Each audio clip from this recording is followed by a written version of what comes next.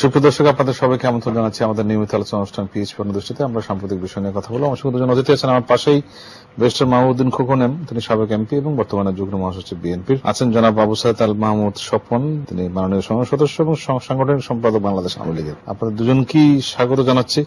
জনাব স্বপন, আপনাকে দিয়ে একটু শুরু করতে চাই। উনি বলছেন যে সরকারি দল দিয়েই শুরু হওয়ার জন্য। সরকারি দল তো বলছে দেশ সব ঠিক আছে, কিন্তু বিরোধী দল বলছে দেশ ঠিক নাই। বিএনপি নেত্রী বললেন যে তারা অনির্দিষ্টকাল অপেক্ষা করবেন না আপনাদের কাছ থেকে সংলাপের জন্য। সংলাপ চান তারা, কিন্তু দ্রুত চান। কিন্তু আপনাদের দিক থেকে সেরকম কোন সাড়া কিন্তু এখন পর্যন্ত নেই। আমরা তো সব সময় আলোচনার জন্য আগ্রহী। বিষয়টা হচ্ছে যে রাজনীতিতে আলোচনা অতীতে অনেকবার হয়েছে, আলোচনা হয়, অনেক আলোচনা ফলপ্রসূ হয়, অনেক আলোচনা ফলপ্রসূ হয় না। এখানে আলোচনার জন্য পরিবেশ প্রয়োজন। সেই পরিবেশটা হচ্ছে উভয় পক্ষকে এগিয়ে আসতে হবে এবং শীর্ষ পর্যায়ে আলোচনা হবার পূর্বে, কারণ শীর্ষ পর্যায়ে আলোচনা হয়ে যদি কোনো কারণে সেই আলোচনা ভেস্তে যায় তাহলে আর কোনো জায়গা থাকবে না। এই শীর্ষ পর্যায়ে আলোচনা হওয়ার পূর্বে একটা গ্রাউন্ড ওয়ার্ক হয়, সবসময় হয়। এটা আন্তর্দেশীয় আলোচনা হলেও হয়, দুটি দেশের মধ্যে আলোচনা হলেও হয়, দুটি বিবাদমান পক্ষের মধ্যে আলোচনা হলেও কেউ না কেউ মাঝখানে ফ্যাসিলিটেট করে, এবং দুটি রাজনৈতিক দলের মধ্যে আলোচনা হলেও প্রথমে প্রাথমিক পর্যায়ে আলোচনার জায়গা তৈরি হয়। আমরা এই জায়গাটা তৈরি করবার জন্য আপ্রাণ চেষ্টা করেছি, সবসময় আগেও চেষ্টা করেছি এবং আলোচনা এগিয়ে গিয়েছিল। মাঝখানে আমি 2013 সালে কথা বলছি, তখন যখন মাননীয় তৎকালীন বিরোধী দল নেত্রী সাবেক প্রধানমন্ত্রী বেগম খালেদা জিয়া যখন অনর অবস্থানে গেলেন, তখন আলোচনাটা হলো না। তারপরে নির্বাচন। এখন কি কোনো আলোচনার সম্ভাবনা দেখতে পাচ্ছেন? আমি মনে করি আলোচনার সম্ভাবনা রয়েছে, এবং আলোচনা ছাড়া এই বিদ্যমান সমস্যা, দুটি রাজনৈতিক দলের মধ্যে যে যোজন যোজন দূরত্ব নির্বাচন ব্যবস্থা নিয়ে, সেই দূরত্বটা ঘোচানোর জন্য আলোচনার কোনো বিকল্প নেই এবং সেই জায়গাটা তৈরি হতেই হবে। আজকে সেটা আমাদের মাধ্যমে হোক, আমি আর খোকন ভাই ইনিশিয়েট নিয়ে হোক, অথবা আরো নিচের লেভেল থেকে ইনিশিয়েট নিয়ে হোক, অথবা আমাদের উপর লেভেল থেকে, মানে আমাদের উপরে যারা আছেন, দুই শীর্ষ নেত্রী নিচে যারা আছেন তাদের লেভেল থেকে আলোচনা করে হোক, একটা পরিবেশ তৈরি করতে হবে। পরিবেশ তৈরি হলে পরে শীর্ষ পর্যায়ে আলোচনা হচ্ছে অনেকটা আনুষ্ঠানিক, এবং সেই আনুষ্ঠানিক আলোচনার পূর্বে আগে গ্রাউন্ড ওয়ার্কটা রেডি করতে হবে। সেই রেডি করবার জন্য আমাদের প্রত্যেকের দায়িত্ব আছে, আমরা যারা আছে আমাদেরও দায়িত্ব আছে, ওনাদের পার্ট থেকেও দায়িত্ব আছে। সেই দায়িত্বের জায়গা থেকে যদি আমরা সবাই সচেতন হই, এটা হবে, অসুবিধা নেই। আপনি কি সেরকম কোন সরকারি দলের দিক থেকে কোনো আহ্বান দেখতে পাচ্ছেন আলোচনা? স্বপন ভাই যে কথাটা বললেন, it's a very nice, very good, sounds very good, শুনতে ভালো শোনায়, কিন্তু বাস্তবতা তাই নেই। বাস্তবে কিছুই দেখা যাচ্ছে না। সরকারের পক্ষ থেকে তো এরকম বক্তব্য দিলেও তো আলোচনা অনেক আগে শুরু হয়ে যেত, এই রাজনৈতিক অস্থিরতা থাকতো না। রাজনৈতিক অস্থিরতা আছে দেশে, আছে মানে কচু পাতার পানির মধ্যে পানি যেরকম টলটল করে না, এই অবস্থা আছে সরকার। তাই বিকজ গভর্নমেন্ট নির্বাচনটা কি হয়েছে, যে কোনো মতো পড়ে যেতে পারে, যে কোনো 5 জন নির্বাচনটা কি হয়েছে এটা আপনিও জানেন। আপনি বাংলাদেশের সংবাদপত্র জগতে অত্যন্ত পরিচিত ব্যক্তিত্ব, আমিও জানি, স্বপন ভাইও জানে, মাননীয় প্রধানমন্ত্রীও জানেন, সাধারণ মানুষও জানে, যারা রাজনৈতিক কর্মী তারাও জানে। কি জানে 5 জনের নির্বাচনটা কিরকম কি হয়েছে? আচ্ছা, ওটা জানে সবাই। এখন মাননীয় প্রধানমন্ত্রী সেই সময় বলেছিলেন, ওখানকার পরিবেশ অনুধাবন করে বলছিলেন যে এই নির্বাচনটা সংবিধান রক্ষার নির্বাচন, এই নির্বাচনের পরে আমরা আরেকটা নির্বাচনে যাব। এখন উনি সংবিধান নির্বাচন তো করছেন, উনি মাত্র 5% দেশি বিদেশি পর্যবেক্ষকরা মূল্যায়ন করেছে, 5% ভোট পড়েছে। আর 95% সবাই কি বিএনপি করে? মোটেও না। 95% সবাই বিএনপি করে না। কি করে? আওয়ামী লীগ করে। তারা রাজনীতির বাইরের লোক আছে, যারা রাজনীতি করে না, রাজনৈতিক কর্মী নয়, রাজনৈতিক নেতা নয়, তারা সাধারণ মানুষ। তারা চায় আমার দেশে আমি সুন্দর পরিবেশ থাকুক, গণতান্ত্রিক পরিবেশ থাকুক, রাজনৈতিক স্থিরতা থাকুক, জীবন এবং সম্পদের নিরাপত্তা থাকুক, আইন শৃঙ্খলা সুন্দর থাকুক, দেশটা ভালোভাবে চলুক, দেশ অর্থনীতি শক্তিশালী হোক। এই একটা নির্বাচন করতে গেলে এই নির্বাচনটা গণের জন্য শুভ নয়, এই জন্য তারা ভোট কেন্দ্রে যায় না। এই জন্য আমি বলছি যে 95% সবাই বিএনপি করে না, সবাই বিরোধী দলের সদস্য নয়, মানুষ, সাধারণ মানুষ। সবাই নির্বাচনটা চায়নি, ভোট কেন্দ্রে না দিয়ে নির্বাচনের প্রত্যাখ্যান করেছে। ওই অবস্থা অনুধাবন করেই মাননীয় প্রধানমন্ত্রী আবার রিপিট করছি, বলছেন যে এটা সংবিধান রক্ষা নিয়ে। কিন্তু এখন তো সেটা এখন উনি মনে করতেছেন যে উনি এখন ওনার সঙ্গে যারা পরামর্শদাতা আছেন তারা আন্ডারগ্রাউন্ডে কি করতেছে, পুলিশকে বলতেছে যে প্রতিবাদ যারা করবে মামলা দিয়ে দাও, গ্রেপ্তার করো। প্রতিবাদ যারা করবে র্যাব নিয়ে মেরে ফেলতেছে, পুলিশ পাসপাত দিতেছে। প্রতিবাদ যারা করবে গ্রেপ্তার করতেছে। আইনগত প্রতিবাদ করা যাচ্ছে না, না আইন কথা না, আমি বলছি যে তার সাংবিধানিক অধিকার, যে সাংবিধানিক অধিকার দিয়েছে একটা নাগরিককে, সে অধিকারটা দিচ্ছেন না আপনি। এখন আমি গতকালের কথা যেন বললাম যে বলছে আরে জনগণ তো কোন প্রতিবাদ করতেছে না, আপনি জনগণকে মিছিল করতে যাবে, প্রতিবাদ করতে মিছিল করতে যাবে, আপনি পুলিশ কমিশনার বানায় রাখছেন, উনি বলছেন পারমিশন দেওয়া যাবে না।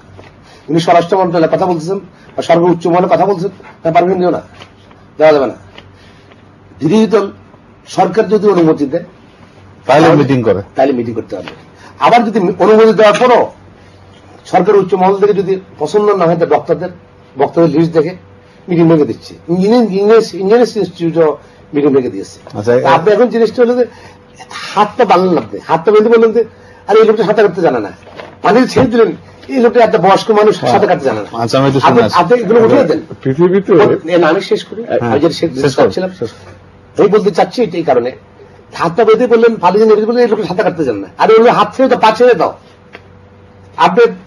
এখন হাত পা বাঁধা, দেখেন কি জনগণের হাত পা বাঁধা প্রতিবার। আপনি যেটা আপনার রাস্তার মধ্যে আপনি বলছেন যে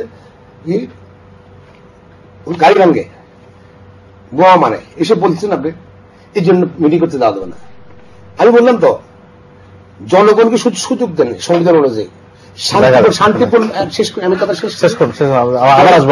জনগণ আপনি মিটিং মিছিলে কোনো ভাঙচুর হবে না, কিছু হবে না।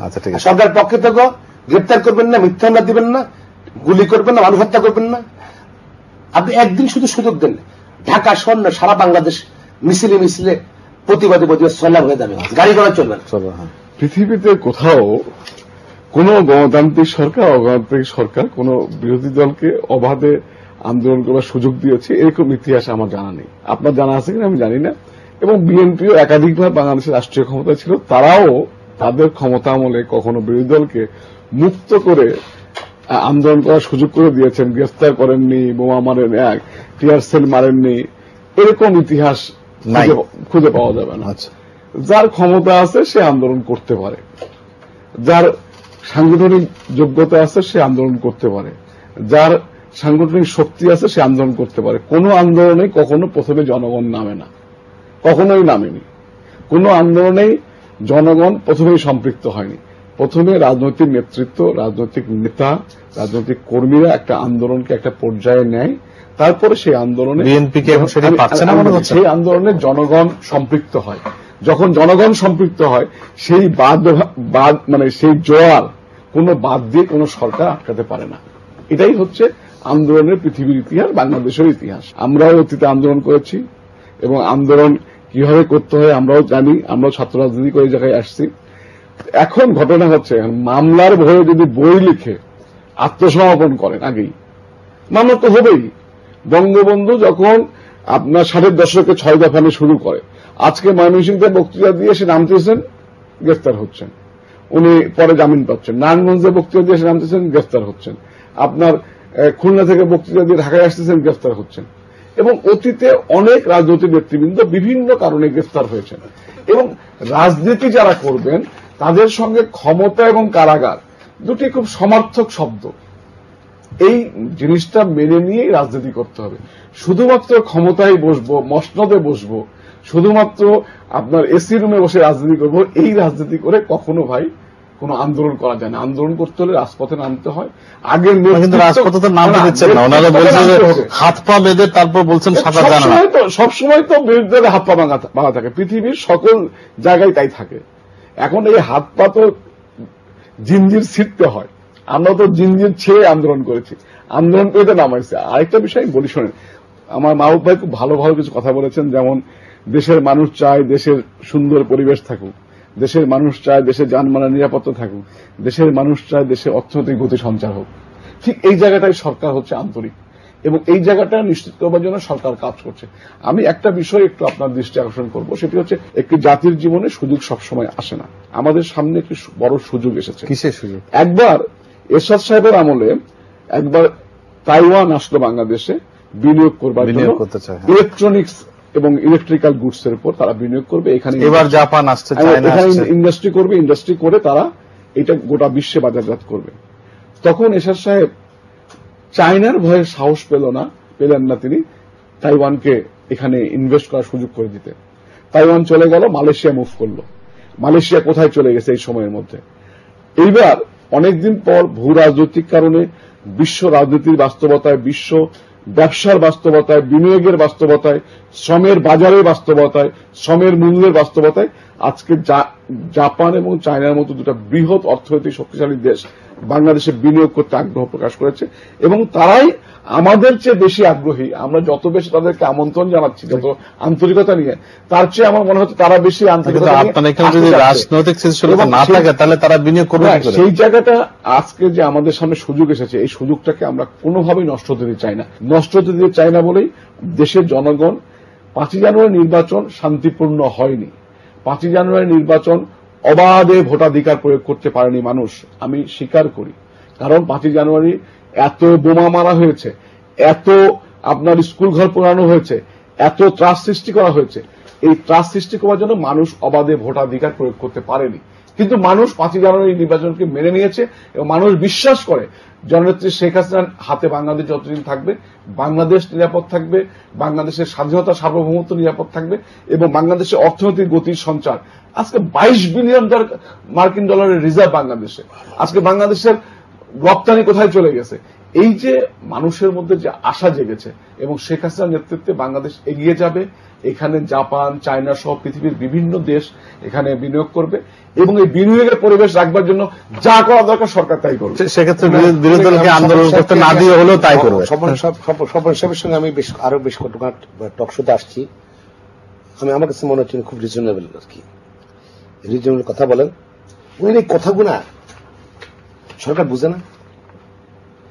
সরকার বুঝলে সরকার তো ওনাদের পরামর্শে চলে, উনি দলের মনে হয় না। সরকার প্রধান বা সরকার কোন লোকজন তো যারা বলে তারা তো অন্য কথা বলে। যাই হোক, আমি যেটা বলছি সাউন্ডস গুড, শুনছি ভালো শুনে। জাপান আসছে কেন আসছে? ভোট নিতে আসছে। আপনি স্টেপ ডাউন করছেন ক্যান্ডিডেট থেকে আসছে। চায়না আগ্রহ প্রকাশ করেছে। ইনভেস্টমেন্ট কেন হবে আপনার বাংলাদেশে? আমি this is not the government. বাংলাদেশে 111-এ ফখরুদ্দিন মনির আহমেদরা ব্যবসায়ীদেরকে যে ডিস্টার্ব করেছে, তারা যে লুটপাট করেছে ব্যবসায়ীর থেকে। লোকাল ব্যবসায়ীরা যার টাকা আছে সে টাকাটা এখানে রাখাটা বা টাকা ইনভেস্টমেন্ট করাটা সেফ ফিল করে না। বিদেশি ইনভেস্টাররা আনবে জয়েন্ট ভেঞ্চার বাঙালিরা, তারা সেফ ফিল করে না। টাকা হলো যে এরকম, ইনভেস্টমেন্ট এরকম, যেখানে টাকা ইনভেস্টমেন্ট সেফ ফিল করে সেখানে। বাংলাদেশে জাপান বলছে তারা $6 বিলিয়ন ইনভেস্ট করবে। আপনার 111-এর অনেক বাঙালি বড় ব্যবসায়ী কারো থেকে 200 কোটি টাকা নিয়ে গেছে, কারো থেকে 100 কোটি টাকা নিয়ে গেছে। বিশ্ব ব্যবসায়ী আমি জানি অনেকেই, এবং সিঙ্গাপুরে অফিস করেছে, ওখান থেকে তার অফিস চালাচ্ছে। সিঙ্গাপুরে বা বিদেশ অফিস ওখানে বসতেছে অনেকেই, ব্যবসা চালাচ্ছে। সেফ ফিল করে না বাংলাদেশে। আর যেটা আছে, যে কোনো দেশে ইনভেস্টমেন্ট করার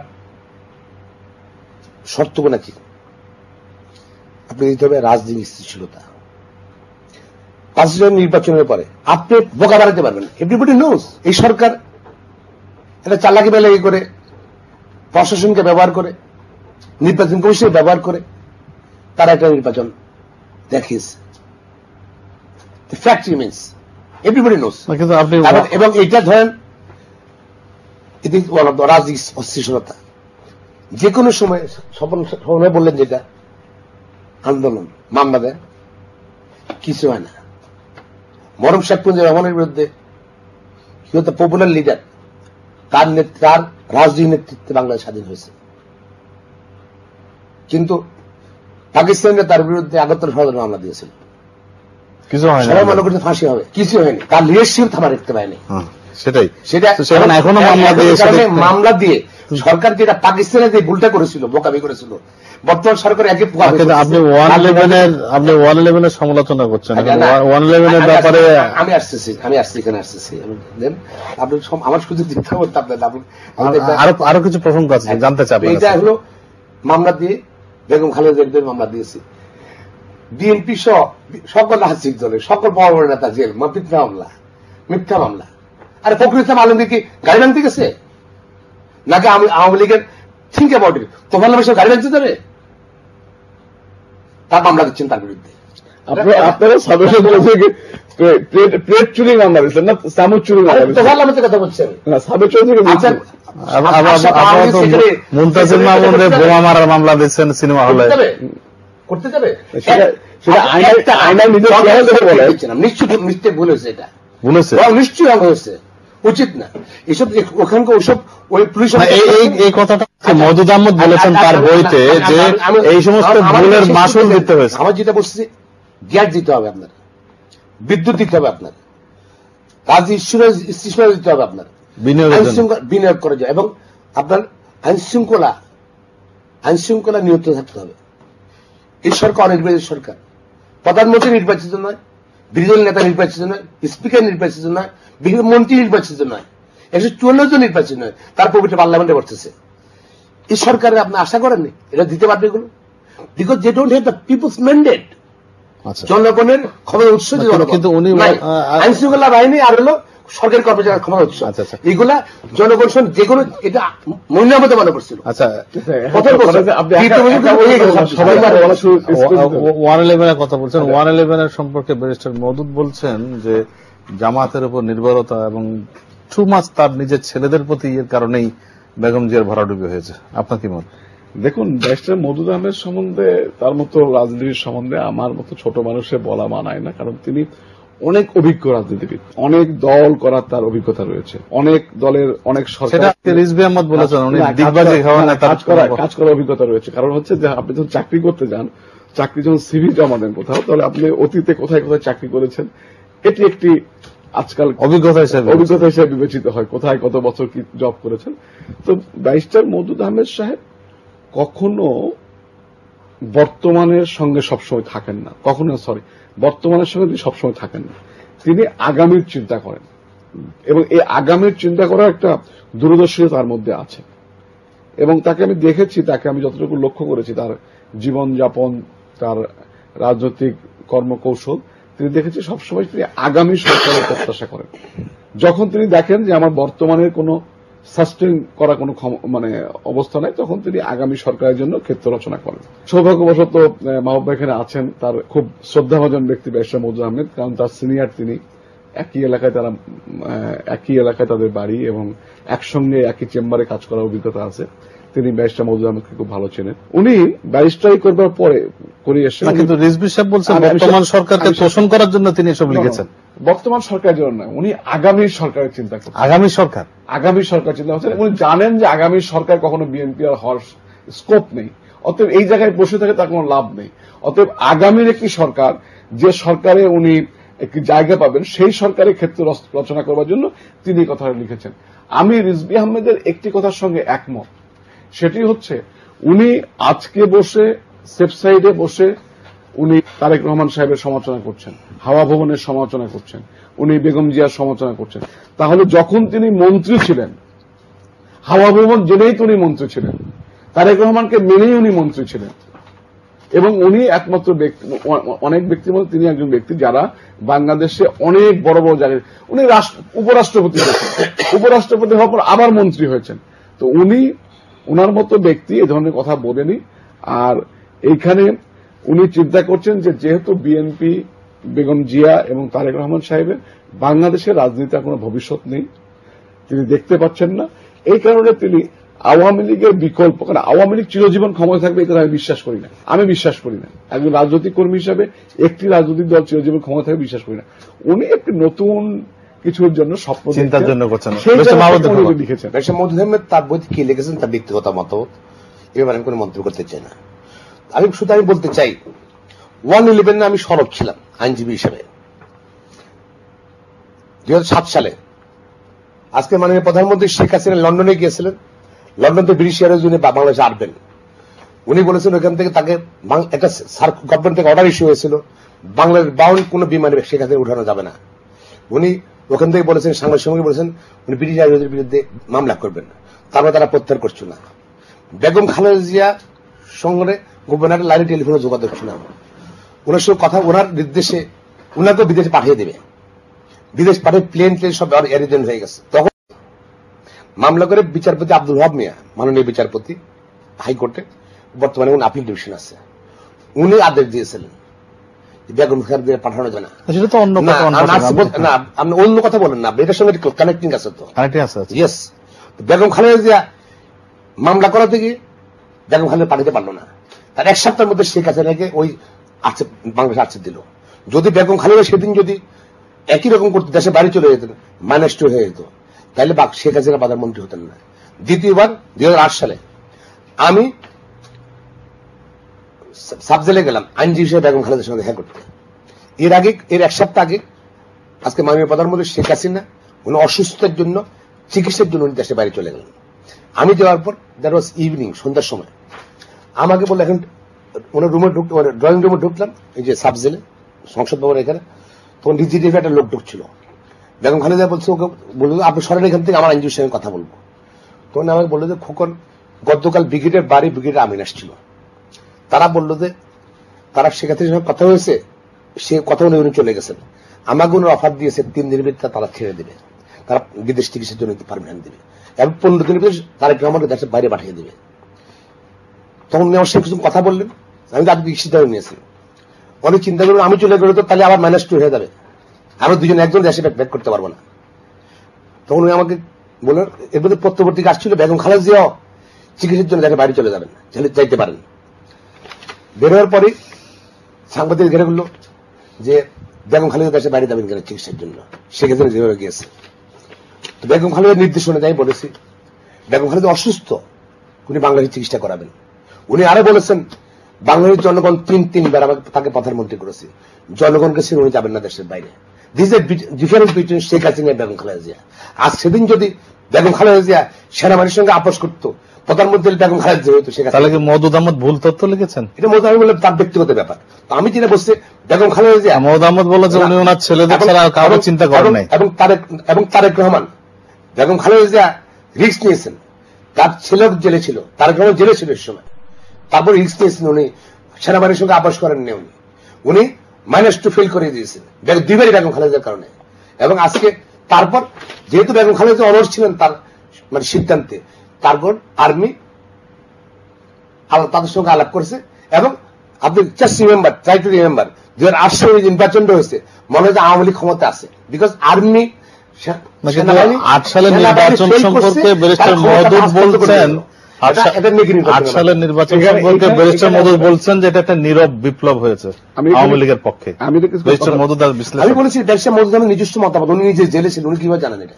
উনারটা উনি বলেছেন, উনার বক্তব্য উনি বলেছেন জেলে ভ্রমণের সময় অনেক কম, উনি জেলে ছিলেন। আর আমি তো বাইরে ছিলাম, আমি অনেকেরই মামলা করেছি। আমি বলতে চাই না বেগম খালেদা পরিবার মামলা করেছি এবং অনেকেরই মামলা করেছি বাংলাদেশে, অন্য রাজনৈতিক দল নেতারা, ইভেন আওয়ামী লীগ নেতারা মামলা করেছি, জাতীয় নেতাদের মামলা করেছি এজ এ লয়ার। কিন্তু রিজভী সাহেব বলছেন যে সরকারকে তোষণ করার জন্য মওদুদ এগুলো লিখেছেন। এটা রিজভী সাহেব তার বক্তব্য দিয়েছেন, সেভাবে আমি বলে এবারে যদি চাই না, আমি শুধু বেগম খালেদা জিয়ার দৃঢ়তা বলছি, বেগম খালেদা দেশের মানুষের জন্য। এবং দেখেন বেগম খালেদা কত সাফারিং, তার 6 বছর এই সরকার ক্ষমতা আসার পর সর্বোচ্চ 2 সন্তানের সাথে বেগম খালেদার মা মারা গিয়েছে 1/11 সময়, মা মারা গিয়েছে, প্যারোলের পারমিশন নিয়েছে ইগের থেকে, স্বরাষ্ট্র মন্ত্রণালয় থেকে। এবং তার ওরা 2 ছেলে প্যারোল দিয়েছে, ওনাকে দিয়েছে 3 জনকে, 2 ছেলেকে এবং ওনাকে একসঙ্গে দেখতে দিল না লাশটা। এই সাফারি ওনার করেছে শুধু কম্প্রোমাইজ করেন সেনাবাহিনীর সাথে। আপনার কি মনে হয় যে মওদুদ আহমদ যা লিখেছেন এটা তার ব্যক্তিগত? এটা তার ব্যক্তিগত, মানে এর সঙ্গে বাস্তবতা সম্পর্ক নেই। আমি বলছি এটা ব্যক্তিগত, তার পার্সোনালি। এটা এক লাইনে শেষ করবো। উনি তো অনেকগুলো বিষয় অবতারণা করছেন, জননেত্রী শেখ হাসিনা সে সময় জেদ করে বাংলাদেশে এসেছিলেন বলে বেগম খালেদাকে বিদেশ যেতে হয়নি। ডিফারেন্সটা এখানেই, কোর্ট দিয়ে না, ডিফেন্সে কোর্ট ভাই, ওটাই দিছে। শেখ হাসিনা আমি আপনার বক্তব্য এক সেকেন্ড দিছে। রেকর্ড দেখেন আপনি। রেকর্ড যে মামলা করছে তারপর সেখানে আছে দিছে। 111 হাইকোর্টের কোনো মামলা দিয়ে কোনো ডিসিশন হয়নি, প্রথম কথা। 111 যত ডিসিশন আপনি জানেন না সব হিসাবে ডিসিশন হচ্ছে। আপনি লয়ারদের দিকে রাখেন, আপনি আমি আপনার বক্তৃতার সঙ্গে আপনার কথা সঙ্গে ডিস্টার্ব করিনি আপনাকে। আচ্ছা ওনারটা বলতে এটা ভদ্রতা ভাই, আমি আপনার বক্তব্যের সঙ্গে ডিস্টার্ব আপনি বলেন। আচ্ছা সেটা হচ্ছে যে না সেটা হচ্ছে একটা আপনারা যদি বলেন না বইটা তাদের শেষ করতে হবে আমাদের। বলার দরকারটা কি? বলার উনি যা বলছে সে তো না বললে বলেন না। জানবো না কেন, জানবো না কেন? আপনি বিএনপি করেন, আপনি এখন বলতেছেন এটা মধুর সাহেবের নিজস্ব বক্তব্য, এটা রিজভী সাহেবের নিজস্ব বক্তব্য, এইটা আপনার নিজস্ব বক্তব্য। আরে ভাই আন্দোলন হয় না কেন বোঝেন না? বোঝেন না? আপনার স্থায়ী কমিটি মেম্বার বলছে একটা, আপনার জয়েন্ট সেক্রেটারি বলছে আরেকটা, আপনি আরেক জয়েন্ট সেক্রেটারি বলতেছে আরেকটা, এক একজনের ব্যক্তিগত মন্তব্য। না, না, এই কারণে তো আপনি করতে পারবেন অবস্থান থেকে বলেন। ঠিক আছে। এখন ওনার কথা প্রসঙ্গে আমি এটা কথা বলি। মধুর সাহেবকে নিয়ে ব্যস্ত বেগম জিয়া দেশে যায়, বিদেশে যায়নি। দুর্বল হয়ে গেছে। তারেক রহমান বিদেশে গিয়েছেন। আর সময় আছে আপনার? ঠিক আছে? সময় নাই, আসলে আমার বেগম জিয়া বিদেশে যাননি, তারেক রহমান বিদেশে গিয়েছেন। তার মানে আরেকটা তারা আদেশ করে গিয়েছেন। আরেকটা টক এবং সেখানে তাদের অবস্থা নাই। অবস্থা নাই, হ্যাঁ। দুর্বল নিজের দুর্বলের জন্য আছে। সরকার অবস্থা মিডিয়া আছে, সম্প্রদায় মিডিয়া আছে। সামনে দেখেন বিচারকদেরকে আপনি 4.5 বলে দেখতে পারেন, আপনি 4.5 বছরের মাথায় আরো 4.5 বছরের মাথায় দেখেন না কি হয়। আচ্ছা এই নিয়ে কি হয়? ওটা ফটো দেখতে পারেন। আপনি দেখেন যেন মাহবুবুদ্দিন তখন আমরা বাঙালি আপনাদের মতো রাজনীতিবিদরা মানুষের সাথে খেলে হচ্ছে, আমরা এই নিয়ে রাজনীতিবিদ মানুষের খেলে হচ্ছে। আপনি জিয়াউর রহমান দল করার লোক, আপনি 78 সালে 110% হানা ভোট করার লোক, আপনি কি কথা বলেন? আচ্ছা, আমরা আজকে আর পাচ্ছি না। আপনি 15 ফেব্রুয়ারি নির্বাচন করার লোক, আপনার 78 সালে হানা ভোট করার লোক, আপনি কি বলেন? আপনি কি বলেন? 5 জানুয়ারি নির্বাচন কন্ডেম করা আপনি জিয়াউর রহমানের হানা ভোটকে কন্ডেম করে 110% আপনি এক সংবিধানে আজকে আর না, এটা নিয়ে আমরা আরেকদিন বাংলাদেশ 10% ভোট দেওয়ার ইতিহাস তো জিয়াউর রহমান সাহেব শুরু করেন। আমরা আরেকদিন এটা নিয়ে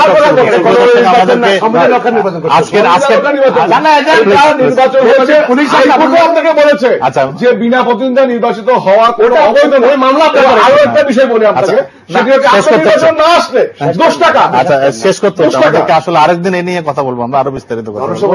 সুপ্রিয় দর্শক, আমরা হয়তো সেটা নিয়ে আরেকদিন কথা বলবো। সেই পর্যন্ত আপনারা সবাই আমাদের সঙ্গে থাকুন, সবাই ভালো থাকুন, সবার জন্য শুভকামনা।